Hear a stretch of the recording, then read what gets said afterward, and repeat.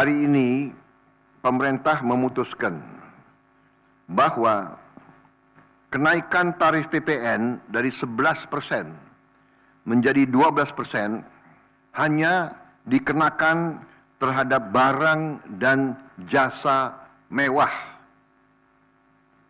yaitu barang dan jasa tertentu yang selama ini sudah terkena PPN barang mewah. Contoh, pesawat jet pribadi, kapal pesiar, yacht, kemudian rumah yang sangat mewah. Untuk barang dan jasa yang selain tergolong barang-barang mewah, tidak ada kenaikan PPN. Untuk barang dan jasa yang merupakan kebutuhan pokok masyarakat, yang selama ini diberi fasilitas pembebasan atau dikenakan tarif PPN 0%, masih tetap berlaku. Pemerintah membatalkan rencana kenaikan tarif pajak pertambahan nilai atau PPN secara umum pada 2025 dari 11% ke 12%.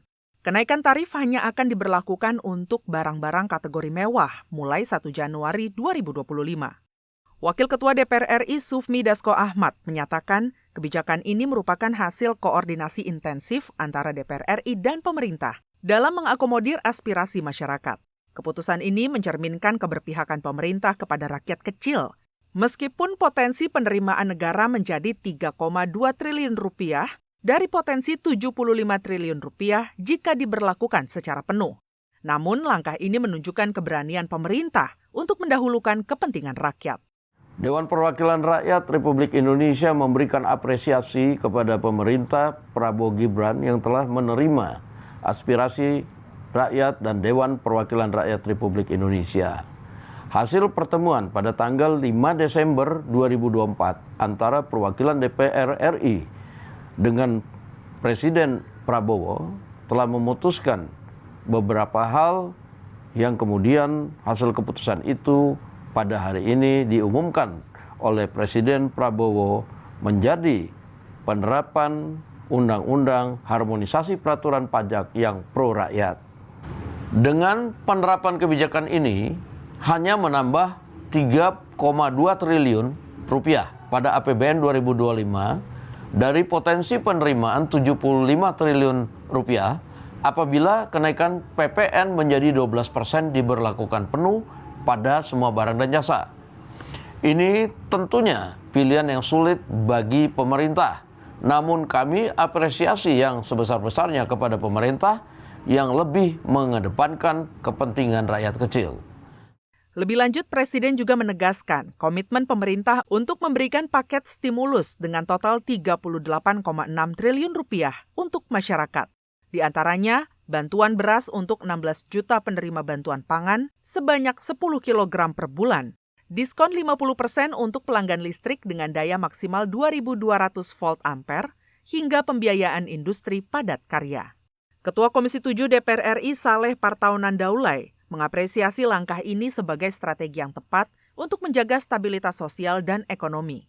Stimulus ini diharapkan meringankan beban masyarakat, khususnya kelompok menengah ke bawah, sekaligus memastikan kenaikan PPN tidak mengganggu keseimbangan sosial.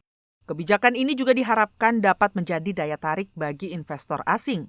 Jika stabilitas sosial dan ekonomi terjaga, akan ada lebih banyak investor yang percaya untuk menanamkan modalnya di Indonesia. Pak Prabowo telah mengeluarkan keputusan untuk memberikan stimulus sebesar 38,6 triliun bagi masyarakat kita. Di sana ada banyak benefit atau manfaat yang akan bisa diambil oleh masyarakat, termasuk misalnya bantuan beras misalnya, kemudian pengurangan pembayaran tarif listrik sebesar 50%. Ini menandakan bahwa Pak Prabowo itu memikirkan betul, memang ada kenaikan untuk